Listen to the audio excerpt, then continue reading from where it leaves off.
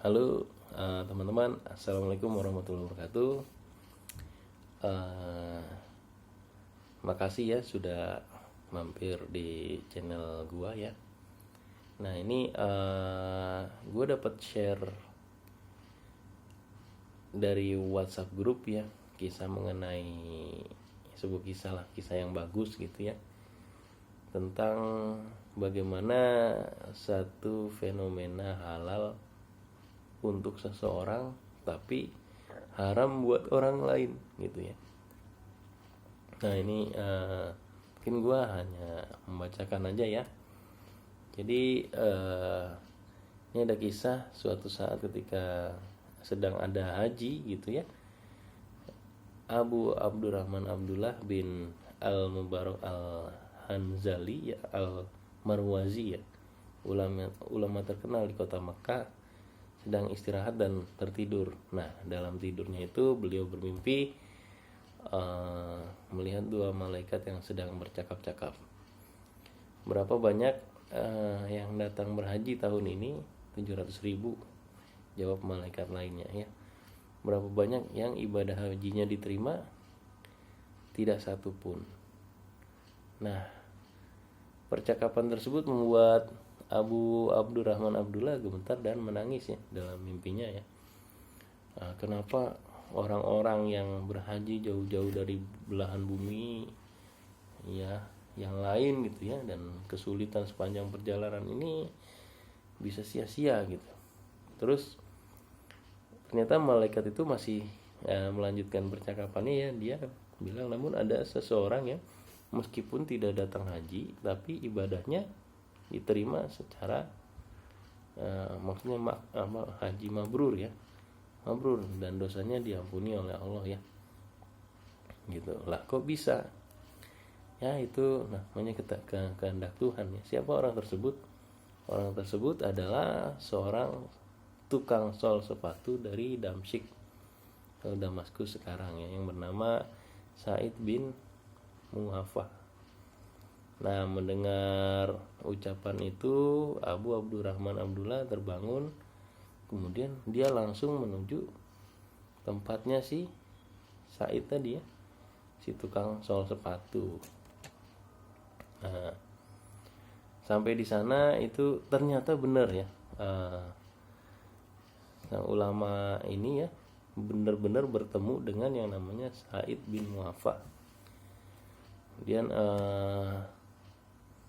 dia memperkenalkan diri, kemudian dia bertanya ya, wah Anda siapa gitu, Tuhan siapa? Aku Abu Abdurrahman Abdullah bin Mubarak.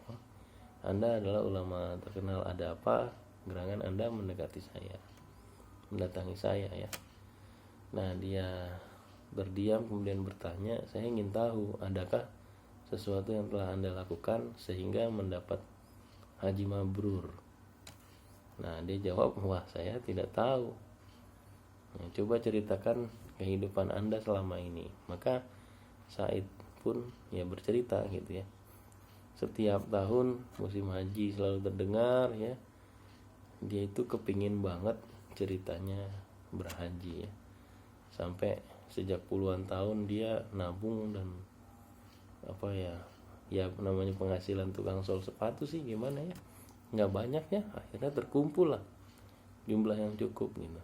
Nah, saya siap berangkat haji, tapi hajinya batal. Nah, kenapa hajinya bisa batal? Nah, ceritanya di sini teman-teman ya. Jadi pada suatu hari ketika istrinya sedang hamil ya, dia minta nyidam ya, istilah kita tuh nyidam berat, bau masakan yang dari tetangganya gitu loh. Nah terus minta ke suaminya tolong minta ya, maksudnya masakan tersebut kok kayaknya enak banget gitu ya. Nah setelah ditelusuri oleh si Said ini, ternyata masakan tersebut berasal dari sebuah gubuk yang hampir runtuh gitu. Di situ tinggal seorang janda sama 6 orang anak gitu ya. Nah dia pun bilang kepada janda tersebut ya bahwa istrinya sedang nyidam ya, nyidam masakannya si janda tersebut gitu. Terus janda itu hanya terdiam dan memandang gitu. Ya, akhirnya dia mengatakan, ya tidak boleh tuan, dijual berapapun akan saya beli, kata Said. Nah, dia bilang makanan itu tidak untuk dijual tuan. Kenapa? Jadi daging ini halal untuk kami dan haram untuk tuan. Nah, bingunglah si Said, kenapa bisa begitu gitu ya. Kemudian dia bertanya lagi, mendesak supaya dijawab ya. Nah, akhirnya dijawab oleh sang janda bahwa sudah beberapa hari ini kami tidak makan, di rumah tidak ada makanan. Hari ini kami melihat ada keledai mati, lalu kami ambil sebagian dagingnya dimasak.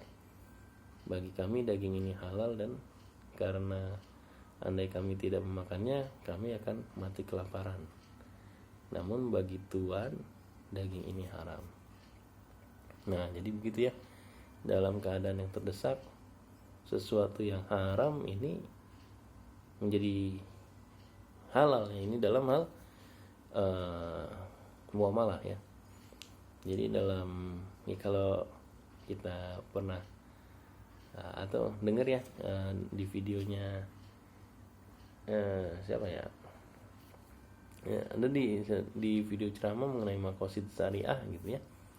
Jadi pada level 1 halal haram ya, hitam putih ya, tauhid. Tapi pada level 2 maqasid syariah itu mengenai akidah syariah ya. Di level syariah ini sesuatu yang haram bisa menjadi halal kalau kondisinya darurat atau mendesak ya, bagi seseorang ya. Jadi sifatnya subjektif bagi seseorang di situasinya masing-masing. Nah kemudian sampai di situ akhirnya Said ini dia spontan menangis lalu pulang, dan dia cerita sama istrinya. Akhirnya dia bikin masakan ya berdua, terus kasih ke janda tersebut. Kemudian uang tabungan yang dia miliki itu semuanya dikasih ke janda tersebut ya. Pakailah uang ini untukmu keluarga, gunakan untuk berusaha, semoga engkau tidak kelaparan gitu. Nah, dia pun berdoa, ya Tuhan ampunilah aku, tahun ini belum dapat menunaikan seruan panggilanmu untuk berhaji. Nah, mendengar cerita tersebut ya, ulama Abu Abdurrahman Abdullah nggak bisa lagi ya menahan air matanya.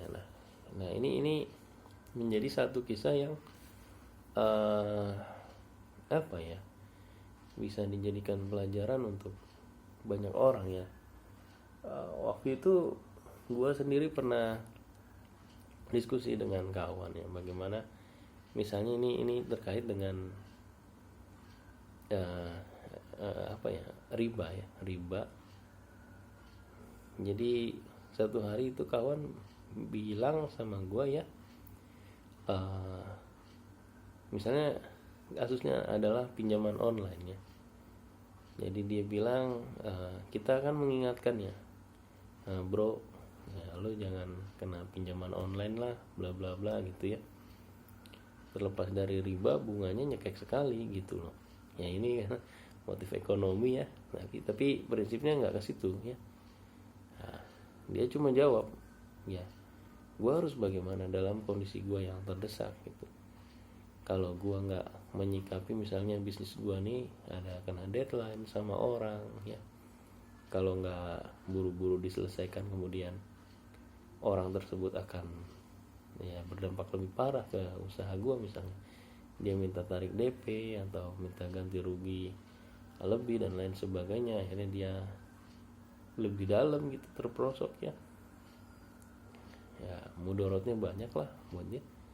Ya ini terpaksa gue menilai ini ya boleh buat gue, tapi nggak boleh buat lo kalau lo ngikutin gue ya. Ini satu fenomena sosial ya teman-teman. Jadi banyak di luar sana kasus teman-teman yang dia terdesak dalam situasi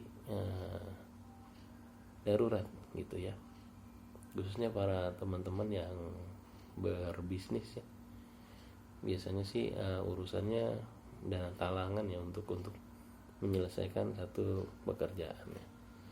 Ini harus benar-benar disikapi ya, bukan malah di judgement ya sama kita semua. Ini haram dan dosa, kafir, dan akhirnya berzina dengan 40 tahun tidak diterima amal. Ini juga menjadi polemik gitu ya. Jadi di sisi lain ekonomi Islam ini tidak murni, tidak ada yang free rider ya untuk membuat pendangkalan pemahaman terhadap ekonomi, khususnya untuk kemajuan ekonomi umat sendiri gitu ya. Nah, terhadap orang-orang yang menunggangi dengan motif tersebut kita juga perlu waspada ya gitu. Jadi kasihan umat sih menurut gua.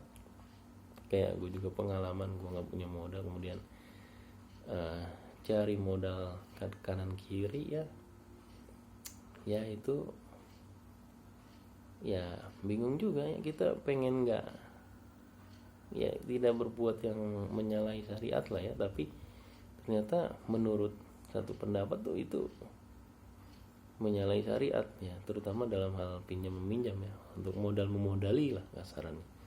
Dana talangan ini perlu benar-benar suatu yang konkret, yang tidak hanya berada pada level fatwa yang tanpa solusi gitu loh. Jadi bagaimana menyikapi kebutuhan ekonomi yang makin kompleks gitu loh. Tidak seperti ya zaman dulu yang masih sederhana gitu ya.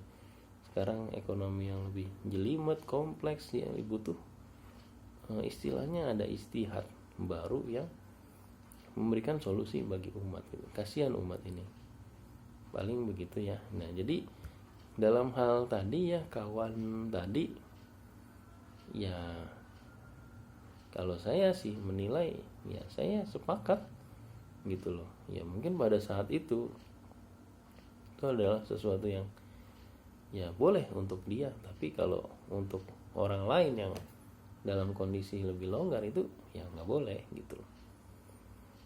Ya ini bagaimana pendapat teman-teman ya, mungkin bisa berbagi pandangan di kolom komentar ya. Ya mungkin bagi teman-teman yang memiliki wawasan lebih dalam hal ini ya kita mohon bimbingannya saja ya, supaya tidak misleading bagi umat gitu aja sih. Oke, teman-teman, makasih banyak sudah mendengarkan ocehan gua ya. Semoga ini bermanfaat. Akhir kata dari gua ya. Assalamualaikum warahmatullahi wabarakatuh ya. Jangan lupa bantu subscribe, like, dan share video ini ya. Kemudian kita silaturahim di kolom komentar ya, saling konstruktif ya, membangun ya. Oke guys, assalamualaikum warahmatullahi wabarakatuh.